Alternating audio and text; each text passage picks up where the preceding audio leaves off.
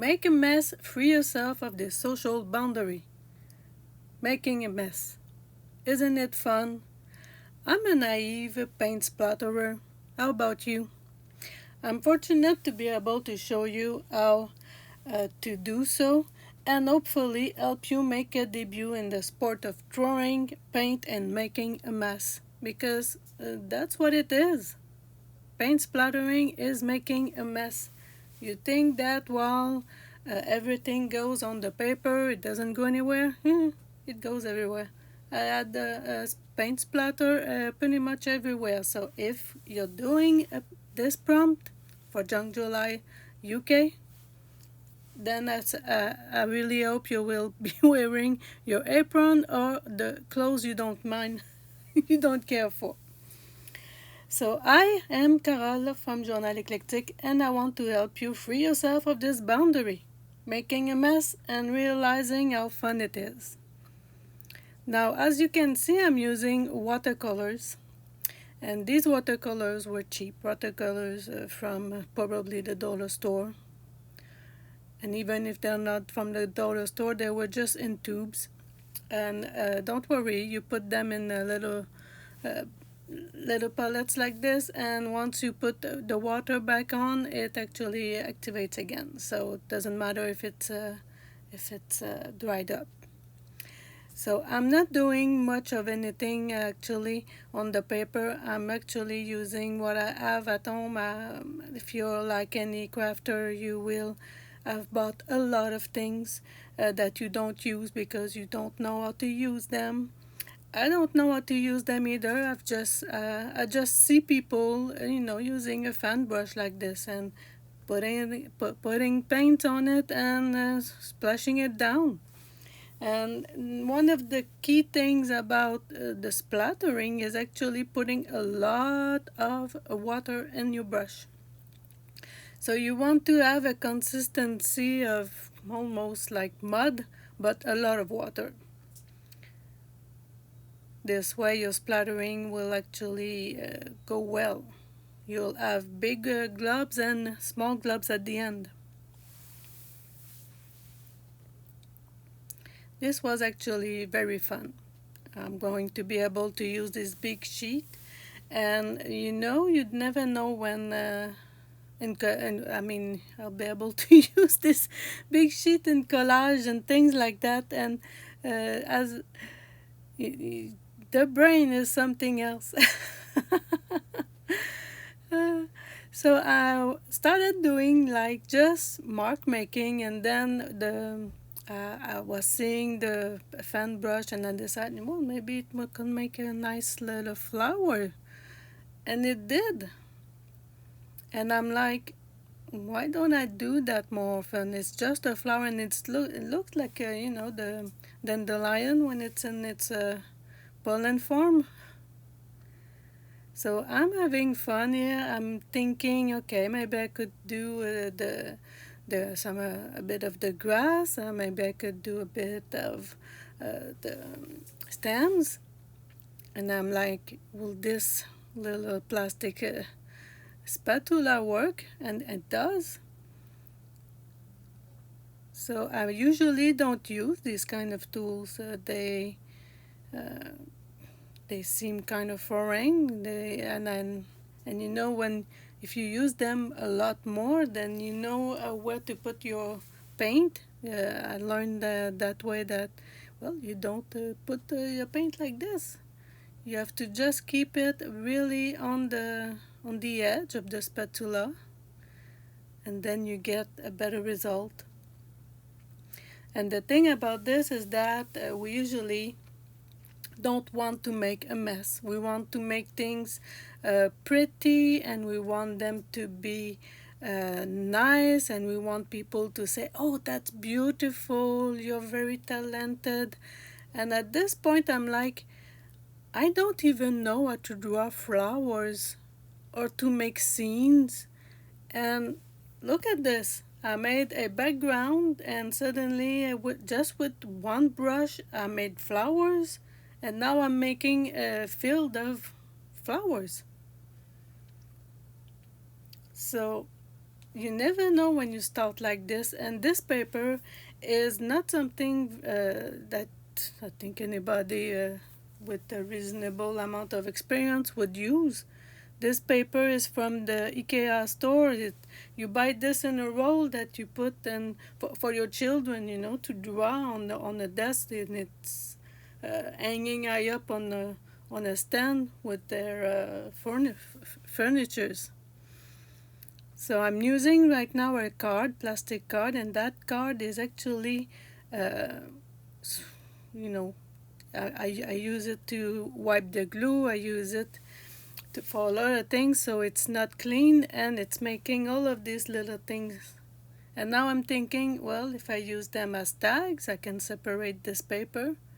This can be, a page side, or it can just be, you tear everything and you go for it. You make a collage out of it. So I'm using a pad here, and it does make a nice, really thin line. So as you can read, maybe this watercolor metallic paints from the dollar store. Now, if you find them, buy them. There's not a lot in the pan, which is why they're probably cheap, but they are amazing. The rendering colors is amazing. Now I left this long enough for the paint for the brush, for you to see the brush, because these are not, expensive brush. These are brush that I bought at the dollar store, basically. The yellow one is probably 10 years old, and it was to make the delimitation on the walls for the paint, the little corners. And again, you need to work with the water. So the more water you have in your brush, the better the splattering will be. And this is the part where it makes the mess. So you have, I didn't put any plastic around me, so my sewing machine ended up with a lot of splattering. But look at the result. And this is also, I'm also going to use acrylic paint, and it goes well with the water too. So I know I'm talking a lot, but really, I'm not doing anything technical here. I'm just using my tools, and I'm making mark on the page. I realize, okay, if I put the spatula inside the glob of water, then it helps make those lines. And I don't need to just be careful about it. Now I'm thinking I might be making a strange animal with those little spikes. But you can also do almost like a flower. So I'm very surprised myself that it's turning out like this, because usually I want to have a specific ending on the paper. You see something on YouTube or on Pinterest, and you think, oh yeah, I want to do that, and then you're like, how am I gonna do that? Just Louise and Salla trying to figure out how she did it, even if she walk you through everything. If you've never yourself did this mindlessly, you're not going to be able to follow what she does. Plus, she's using so many different products. But like this, with just, cheap paint and cheap brush and paper you don't really care for, and you don't have an ending project in your mind, I was just doing paint splatters.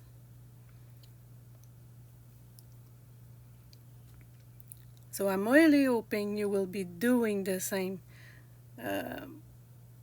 freeing exercise for your brain, for your hand, for your experience. There's nothing like doing something you've never done and realizing that it actually looks like, maybe somebody else that you admire does. Now, I'm not saying, but there are things that I like about this. I like the on the far left corner page. I like the stripe that I made. I really like that one, and I like the spikes that it did earlier. Now, on the right, I don't really like what it did, but I've tried it, and I can always cover it up if I don't like it. So now I'm using this butterfly because one of the prompts is butterfly. So I think that prompt is the day 2, and we have a list of the creators. So you will be able to follow up on the Junk Journal July UK, hosted by the Vintage Button and the papers from Be Happy Stationery.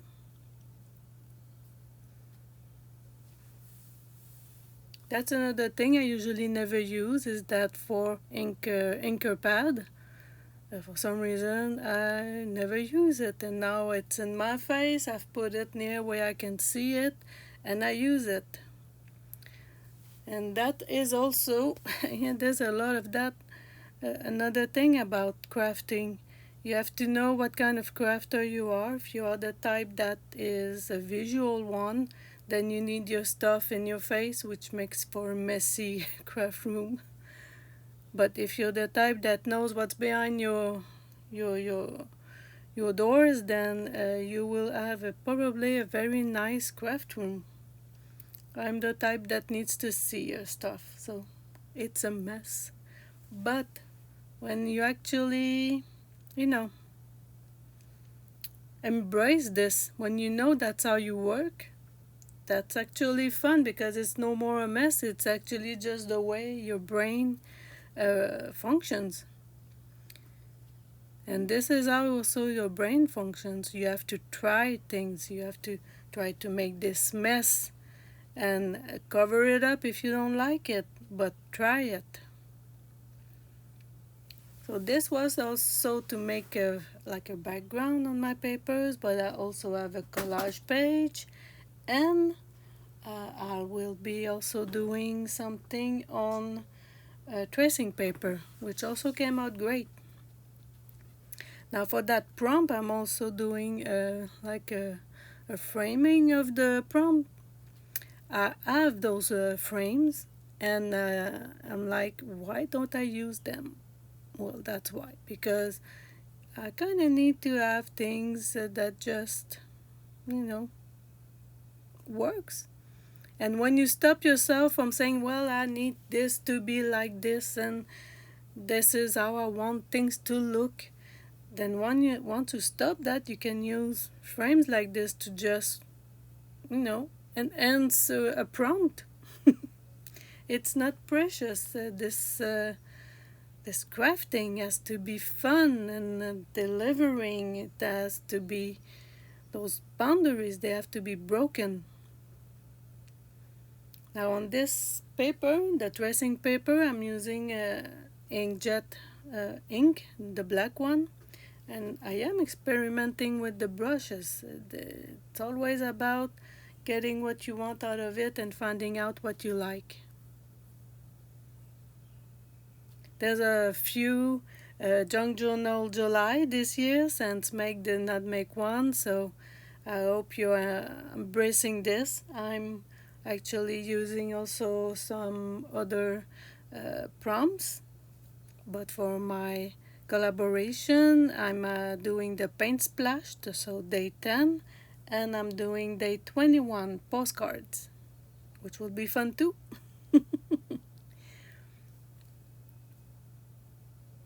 Now I'm trying to make a blob there, but it's not working.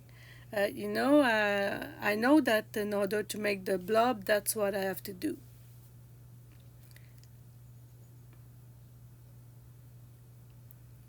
So I wanted to have something that look a bit like gold. And now I'm going in with the water, lots of water. If you want the blobs, your paint needs to be thick, but you need to have lots of water. So you'll find out on your paintbrush how it's going to look like. You don't want things to be diluted, but you want to be loaded with water. That's why I'm working directly in the pan of the paint. So I get all the paint with the water.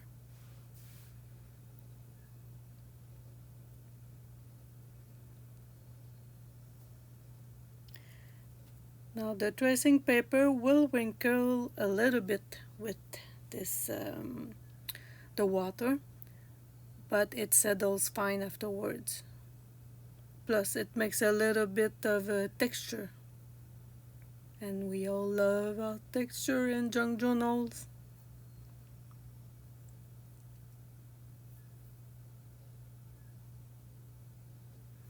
Now white.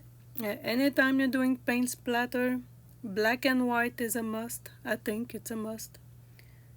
You want the contrasting effect.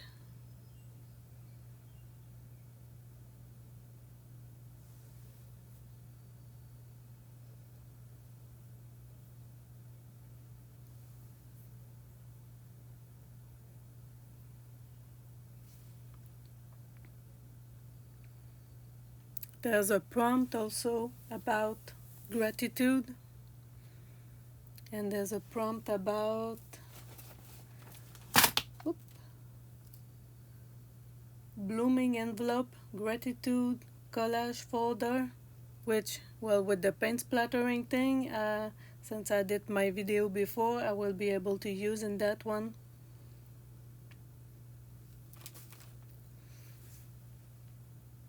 The gratitude is always a bit a mystery to me, but when I realize how much this community is giving and all everything I've learned in this community of crafters, gratitude becomes really easy. So much things to be grateful for, to have people who actually understand what we're doing, that does the same thing. Basically, they also go through the same insecurities. And what we simply don't realize is, even though these marks I'm making right now looks like, not sure that goes with the rest, in the end, I thought about doing that, and then I went for it. And I'm like, okay, I started, I'm going to finish. And I'm grateful that I'm actually able to make those decisions. I'm breaking so many things right now. I'm breaking boundaries of, oh, that was beautiful before, but now I'm kind of messed it up, but then it became something else. So that's what messes do. It becomes something else. And it's not always bad.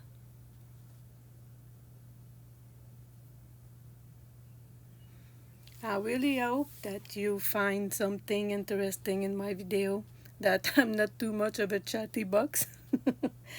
I really hope that you will subscribe, like, and leave me a comment. And I really hope you will embrace your messy side. It's important. We go through life having to be so nice, perfect, clean. This is a great way to just mess things up and have fun doing it. And don't forget to participate in the Junk July UK or any other Junk July. What seems to be, intimidating becomes this messy and fun. And you discover things about yourself. So that is always a good one. You see, more water, more fun. So thank you again, and bye. Have a great day.